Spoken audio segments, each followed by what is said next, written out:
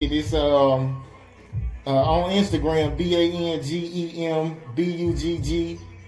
And yeah, I guess what I'm here to talk about today is I guess working these jobs, man. Like sometimes you can only take so much. So I'm sure everybody done had them experiences like like somebody say something crazy, and you be like, motherfucker, this ain't the day.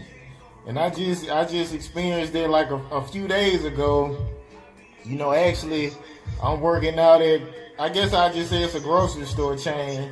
So, they told me to go sit in the truck. So I did. So, 2 o'clock roll around. I go in there and like, the guy was like, yeah, man, we called you at, midnight. So I'm like, I said, look, bro, like, look at my phone. I didn't get no phone call or no voicemail. So he basically like, it don't matter. You said in there 2 hours, but I'm like, I done waited 3 or 4 hours for a load, so you're not even making no sense. So we ended up going back and forth, and he was like, he said, you better get out of here. And I'm like, what? I was like, are you trying to punk me or something? And I'm like, I said, look, man, I said, you trying to act tough behind this glass, you old coward. And he just kind of looked at me. Then he was like, oh, have a nice day. So, I let my supervisors know or whatever. So they ended up calling me.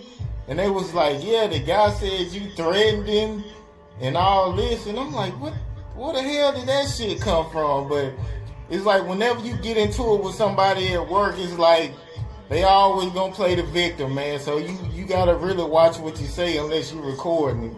And I just, when I talked to my sister, she said the same thing. Like somebody was picking on her. She finally said something to him, and they ran to management and said she threatened them. So I guess that's pretty much how I go on the job, man. So I guess that's what you got to deal with. You got to pretty much ignore it, or you gonna, say what you want to say, or they gonna kick you off the job. But I'm always gonna speak my mind regardless. So that's just the way I'm built, man.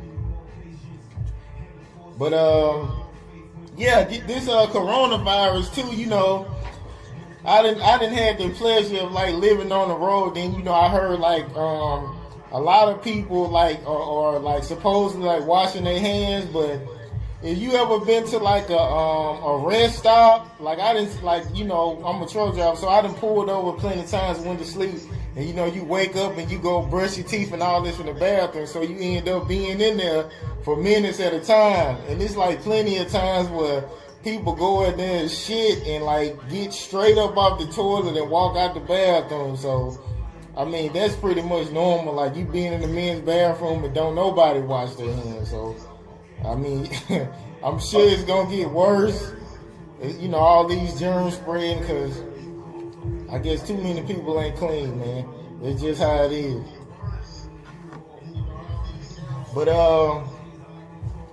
yeah, man. I'm still working this song, Make It Bounce, and it's like it's 500K right now, so I'm still trying to build up on it. Of course I done got a few calls from labels, but I'm talking about like when I say something about a partnership, they pretty much say I'm gonna call you back. So once they talking about working something out or some kind of negotiation, you just can't basically like sign whatever they put in your face, or it kind of be like a situation like Meg Thee Stallion. You know what I'm saying? Like basically you assign some get put in your face, and you just pretty much be like fucked in the end. Even if you are like a good artist and sell plenty of records or whatever, like they'll freeze you, and it don't even matter. They'll throw you away because they always feel like they can do the same thing to another artist. So you got to be careful, man. And actually, I remember when Irv Gotti was saying, he was like, he said something about like. Sign a bullshit contract.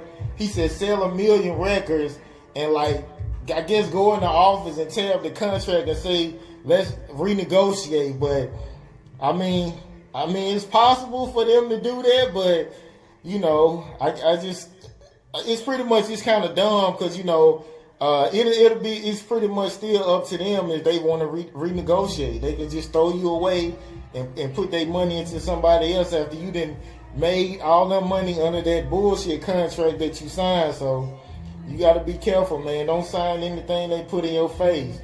So stay independent until they coming at you with the right numbers. And yeah, these open mics too. I kind of chilled out on the open mics because a lot of times it's like it don't be nobody there a lot of times. So and you definitely want to go to the ones that like giving out prizes, whether it's like an interview or photo shoot or something like that. So you got to be real careful with that. You don't just want to be spreading yourself thin and wasting plenty of time that you could be putting it into somewhere else. You get what I'm saying? So just keep grinding, man. And that's pretty much what I've been doing. I'm still sticking with this song. And my next single is probably gonna be like it's like an R&B vibe. So I gotta find the right singer. But I know it's like once I heard the beat, and it's just like I can't stop listening to it, man. It's going crazy. It's an R&B vibe. I'm looking for probably like a female singer. I already done wrote the verses, wrote the hook. I just gotta lay it down. So that's probably gonna be the next song I'm gonna push. But I've been hearing too, my song Nothing. People were saying maybe I should put a video out for that. So people loving that too. So I might end up. So I might end up doing that. And I definitely want to get like get a phone line, because when I be having these stories about what's going on with me, I know it's a lot of other crazy stories like where people been fighting and all that. And actually, it was like when I first started driving, I remember this driver, he told me, he was like he was in training. And like, he arguing with his co-driver or whatever. So he driving, and he was like, he said, next thing you know, man, he said the co-driver jumped up and started beating on him while he was driving. He was like, he said he told the guy, he said, get all you can, motherfucker, because when I pull this motherfucker over, I'm about to get your ass. So he said he finally pulled over the 18-wheeler or whatever. So by that time, the guy hopped out and ran down the road. And he said he popped his knife and he started running up behind the dude.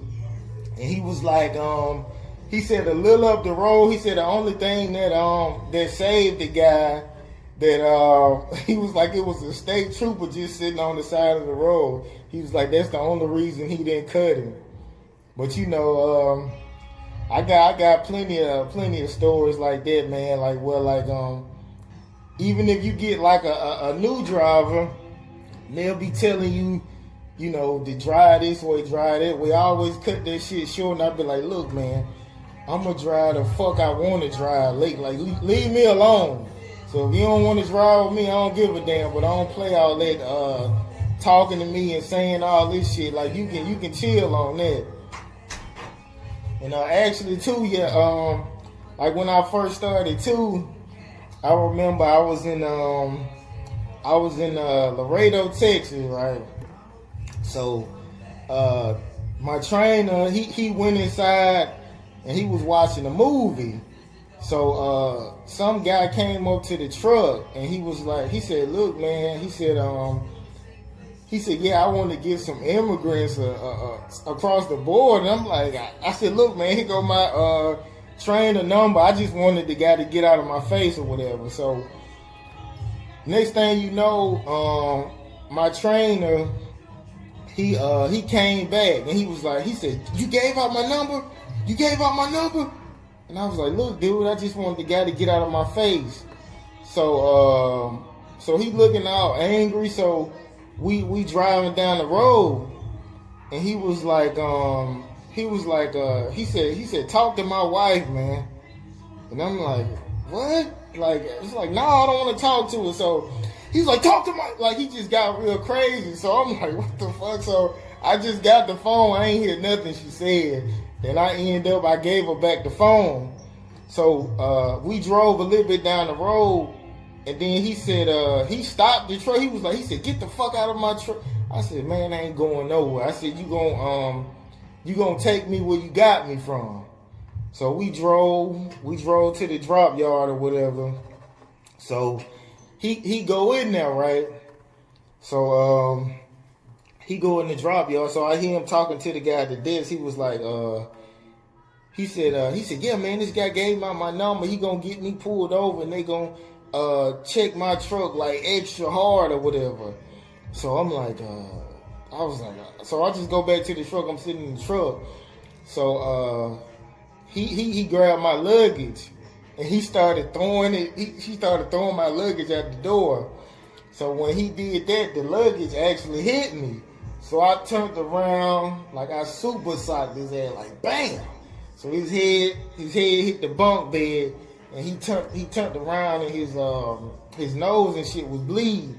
So you know, I'm young as fuck. I was like, yeah, motherfucker. I was like, D up, motherfucker. So I'm going crazy, like I'm kind of blacking out or whatever. So I'm like D up. So he wouldn't get off the truck. So I'm trying to get back on the truck.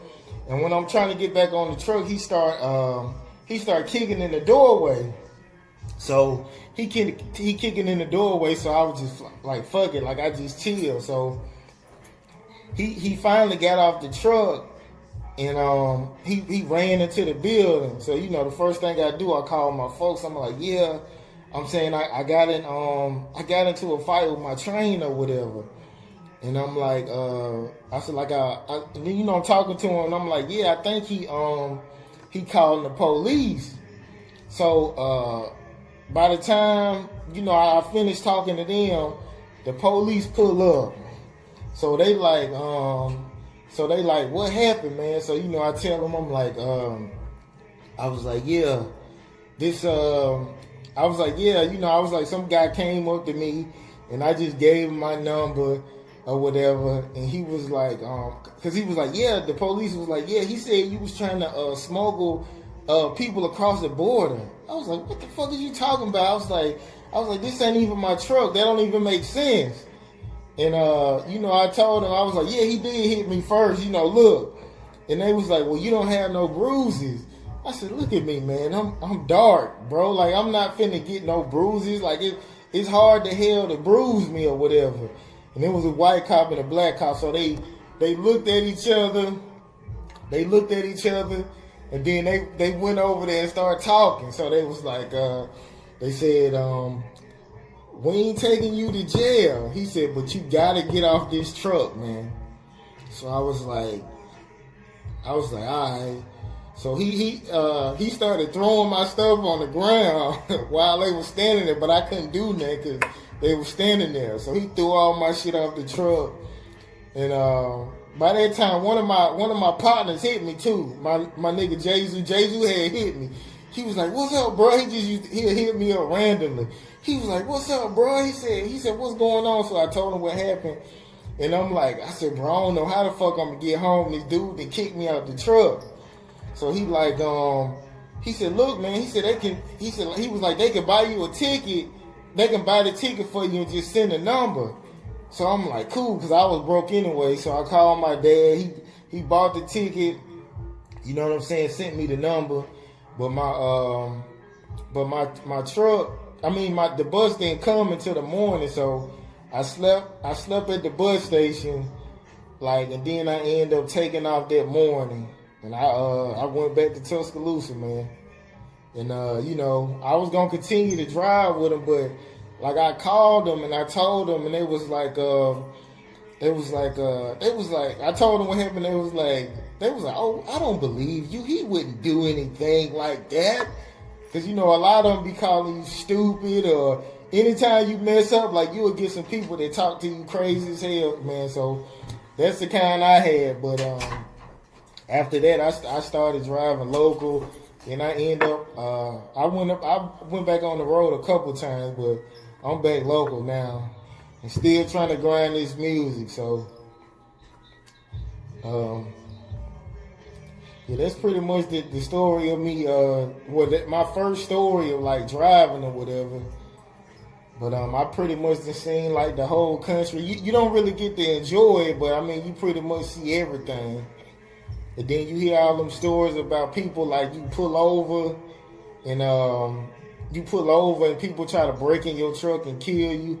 Because one of the first stories I heard was when we was over the road, the guy was telling me he was like a driver had got killed on the side of the road. And I'm thinking he hauling TVs or computers or something, but he was like, yeah, he was hauling potatoes. And I was like, God damn. So no matter what you hauling, man, like somebody can be after you. And another story too, like I was in Chattanooga. So this one I was a hot shot, right? So I pulled into a parking lot and to go to sleep. So next thing I know, some dude pull up. And he was like, he said, hey man, can I, he was like, you got some jumper cables? I was like, no man. I was like, I got something in my car, but not in this truck. And he was like, he said, appreciate it. So another guy pulled up. He was like, I'm trying to help him. And he was like, I know you're trying to be cautious, but I don't usually help nobody. But I was like, I don't have none, man. I said, you probably think I'm trying to act funny, but I ain't got them. So I hop in the back to go to sleep. And it probably was like 11. So like 3 o'clock, the police knocked at my window. And they was like, he said, hey, he said, man, I'm sorry to bother you. He said, but have you seen anybody? And I was like, I said, well, I just seen it was a white guy asking me for some jumper cable. That's it. And he said, well, he was with another guy. And he was like, he said, actually, he got stabbed down the street. And he said, we can't find the other guy. And I was like, what? Like, that kind of scared the shit out of me or whatever. So he was like, yeah, we can't find the other guy. He said, so if you see anybody bloody or anything, he said, don't approach him. Just give us a call. But, you know, and he was like, yeah, man, I'm sorry for bothering you or whatever. He said, you can go back to sleep. And, you know, usually if you in a parking lot, they could tell you to move, but he was just cool. He just let me go back to sleep. But, you know, I had my shit on me anyway, but I still couldn't go back to sleep. I was just kind of like, I was up probably for about 3 hours before I did. Then I ended up falling asleep, and I slept probably about 2 more hours and woke back up. And it's dangerous out on this road, man. Somebody always trying to rob you or get you. But it's just like that, man. It's dangerous. If you ain't dealing with the weather, I said you dealing with people who trying to get you, or somebody pretending they stranded and asking you for money. So you always see that. And them old lot lizards, you see them too a lot. But yeah, man, I really wanted to co-host because it's like, you know, I think it's better when a female do like the current news or whatever, and you can give your opinion. And then I wanna talk about that too, because you know a lot of, I guess, the mainstream artists is like you can't really be honest about how you feel about anything, man. Just like Dwayne Wade's son. And you know, like I got one of them old school dads who say faggot and all this type of stuff. Like he one of them dudes who just say that or whatever. So it's just like a lot of guys, like when you hear them talk, they kind of always like they embracing it. And I was like, you know, I wasn't raised like that. You know what I'm saying? It's not like I was taught to hate like a certain group of people, but my dad was like, we don't play shit like that. Don't have no gay men around me. Like that's how he was. That's how I was raised. So I just think it's kind of strange that don't nobody in the industry talk like that. It's like mostly everybody's saying, oh, that's good, that's cool. Like I don't really get that. But that's crazy, man. But what should I talk about now, man? This so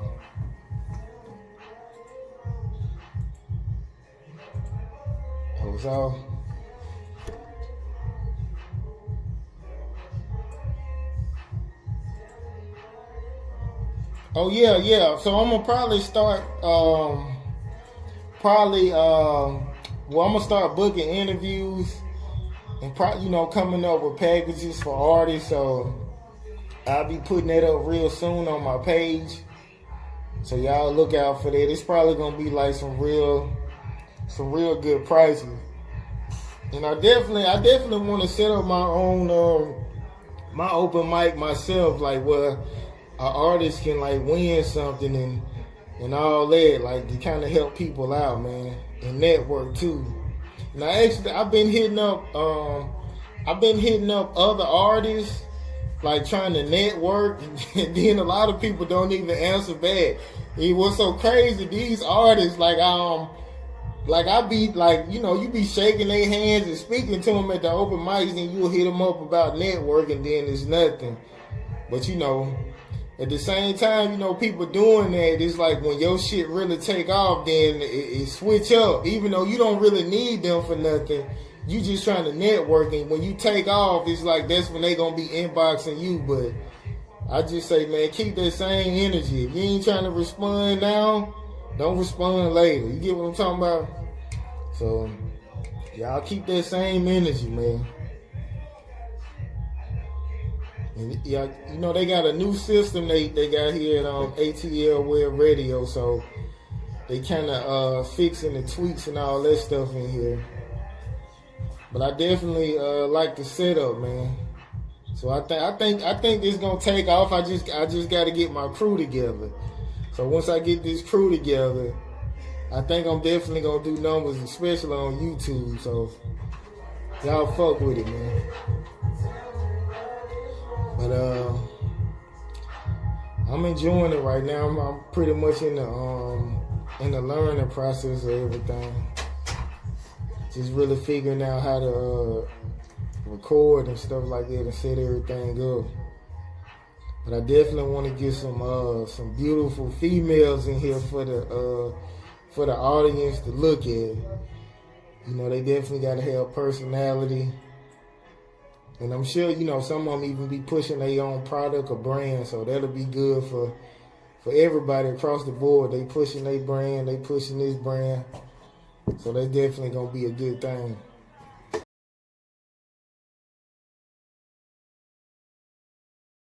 And I guess I'm gonna report a little bit of hip hop news. I guess I'll start off with the first story. I guess it's Drake tests negative for coronavirus despite hanging out with Kevin Durant. And it's Drake tested negative for the COVID-19 during an Instagram live session with his father, Dennis Graham. The Six God revealed he was tested during his self-imposed quarantine, but had good news for his pops. I had to take a test yesterday, Drake told his dad. Yeah, I had to do a test, but it came back negative.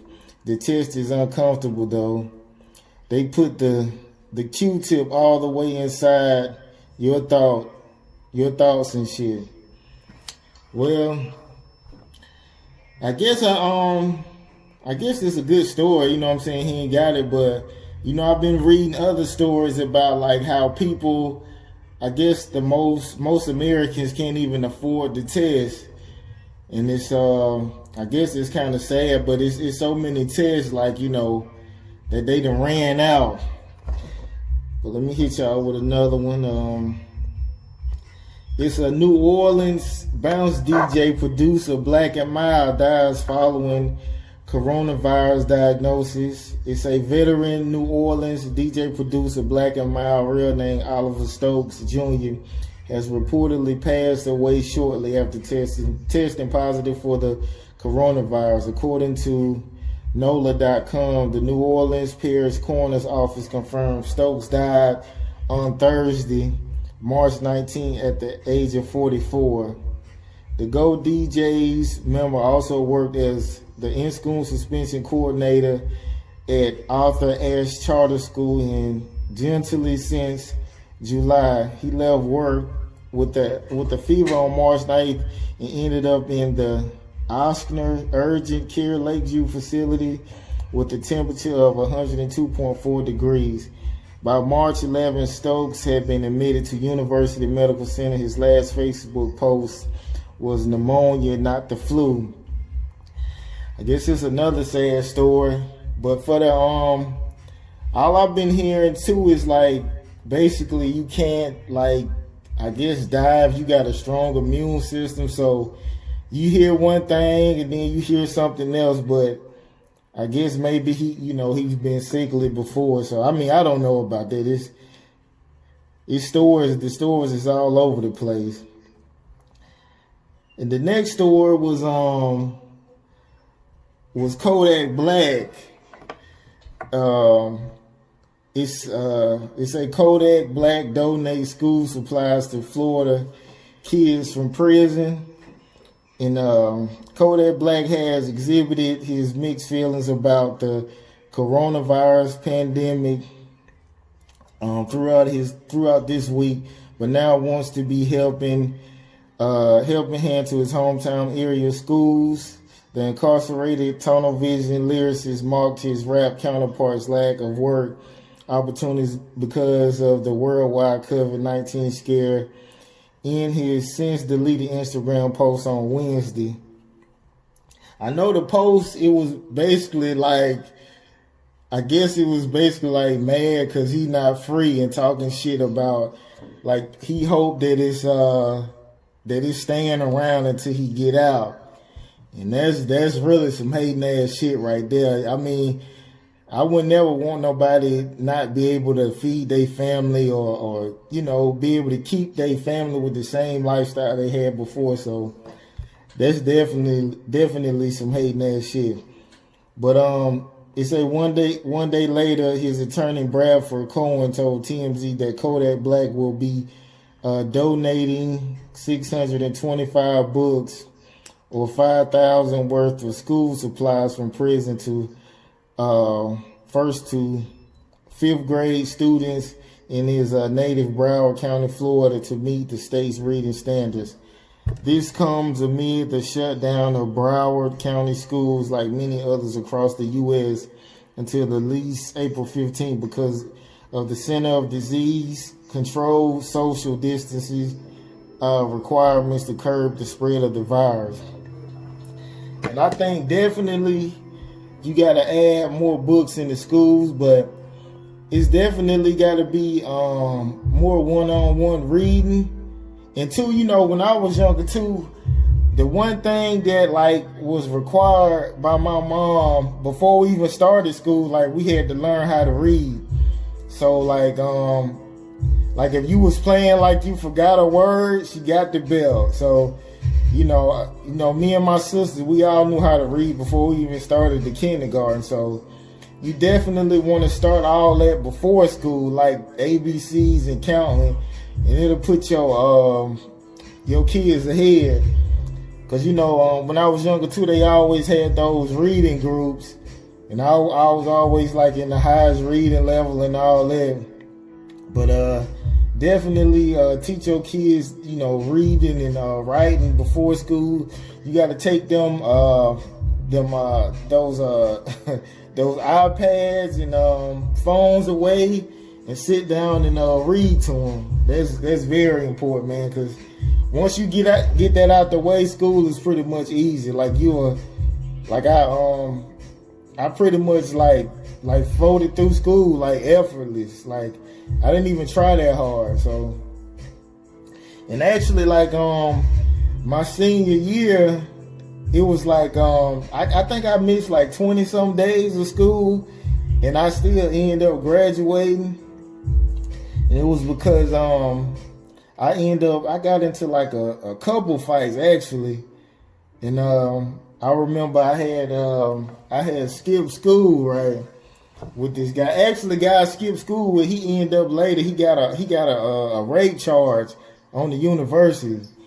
So we skipped school, so we go to like a pizza place, and I'm acting like I'm about to leave his cousin when she went to get the pizza. So I wasn't gonna leave her, but he got so mad. So when we got back to dropping him off, he hit me with a glass bottle actually.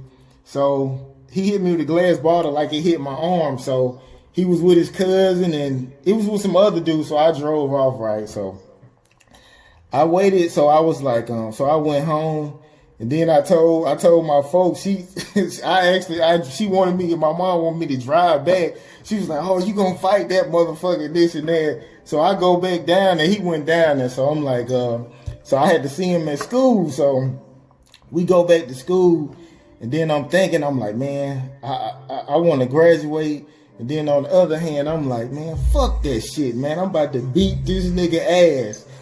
So I go to my class, and I dropped my bag, and I went walking through the halls looking for him, right? So I'm walking up the hall, and I looked in his classroom, and he wasn't in there. Because my first thing, I was like, yeah, I'm gonna pick up a desk and just beat the shit out the nigga. So I didn't see him, right? So yeah, I remind you too, like, before this even happened, I heard him talking to his homeboy. He was like, yeah, man. He said, you see him right there? He was like, yeah, that nigga, he just don't know I owe him an ass for him. He said, you gonna help me jump on him? And the dude was like, he said, no, man, I don't want to get suspended. So ain't no rules. I wasn't tripping about that. So I seen him walking up the hall, and he passed me. So I ran up behind him on some dirty shit, because he was about to do some dirty shit. So he hit me with a glass bottle. So fuck it, I'm gonna be dirty too. So I hit him. I knocked him down. I hit him in the head about 3-4 times. We hopped up. You know what I'm saying? I'm squaring off with him. He's standing there, so I'm thinking he gonna swing. So he never swung. So I rushed him again, threw him down. Like, I hit him about 3 or 4 more times, right? So he hop up. And then after somebody came and like got between us, he was like, he started trying to act like he wanted to fight when somebody came in front of us. He was like, oh, hey, I'm gonna get you and all this. He pushing the teacher back. So they sent me to the office. And he when he was going to the bus, he actually seen me standing by myself. Like, he could have got me then, but he didn't. He seen me, he looked in my eyes, and he got on the bus, right? So I go to the crib. That's when I had braids. So my sister was braiding my hair. So my mom used to she was like, she never worked, so she'll be at home all the time. She just happened to look out the window. So she so happened to look out the window. He hops out a Honda, which he used to be with his homeboy, and he busted the front windshield. So I ran out the house behind the car or whatever, and they took off. And I ended up seeing another dude in the neighborhood, and I was like, yeah, you know what, Gabe at? Because I knew he used to be around the neighborhood. So he was like, yeah, man, he be around the corner with so-and-so. So I'm like, word. I didn't go around there or nothing. So like my mom, she called the police. They pressed charges on them. They ended up going to court. So they went to court months later. So after they went to court, he came back to school, and he was like, I seen him. We had been seeing each other, but he said something. He said, oh, bitch ass nigga. So I ran up on him. I beat his ass again. So they sent me to the office, and I got sent to an alternative school my senior year, and I finished out over there. But yeah, I ended up missing like 20-some days, man, fighting. Then when I went to the alternative school, I ended up fighting over there too. I think I got suspended for a few days, but they let me walk, man. I finished up. But it was always something with me, even though I'm the type of person, I don't even really say much. I don't know, it's like somebody always wanted to try me, so I had to give them what they're asking for. Guess what else we're gonna talk about? I mean that's pretty much too, like on the job too. I kind of experienced that, to where like when somebody say something to me, my thing too, like I always would say, like, because when I was little, right, I remember I was sitting at the Boys and Girls Club, and like this guy, he was picking on me. He probably was like a couple years older, so he was talking shit, and I was like, I said, nigga, yo mama, nigga. I ain't think nothing of it. So when I turned around, I'm playing the game, this nigga hit me like the hardest he could. It didn't hurt though. He hit me like in the side of my face. We just started wrestling against the wall and all this. And that's why I always say your mama, because I be thinking somebody gonna like turn up. That's why I always say it. So that's something I still do now. Like that, I always try to push your buttons because I ain't gonna hit you first. I always try to say something crazy to make you swing. And if you swing, I'm coming on with it too.